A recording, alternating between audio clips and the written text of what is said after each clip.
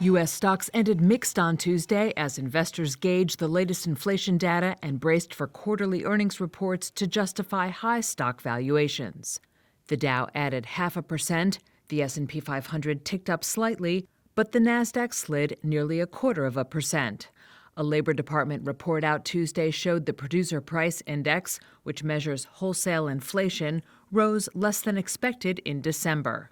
That gave stocks an early boost, but investors' optimism soon faded, explains Brian Krauez, president and lead portfolio manager at Scharf Investments. Stocks today were a little volatile. You had some good news on the PPI data that heartened investors, but you also had news from Lilly, which was disappointing. That stock was down pretty big. And you also just had some ongoing concerns about Trump tariffs and interest rates, which has also been weighing on the markets. The yield on the benchmark 10-year Treasury note at more than 4.7% held near a 14-month high reached Monday. Quarterly earnings kick off Wednesday with results from big banks, which are expected to post stronger profits fueled by robust deal-making and trading.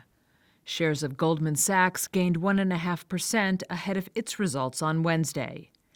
In other stock moves, shares of Eli Lilly tumbled more than 6.5% after it forecast fourth-quarter sales of weight loss drug Zepbound below estimates.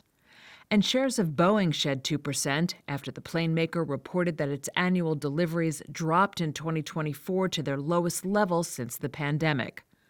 Wednesday also brings more inflation data with the Consumer Price Index reading, which will further shape expectations for the Federal Reserve's next policy moves.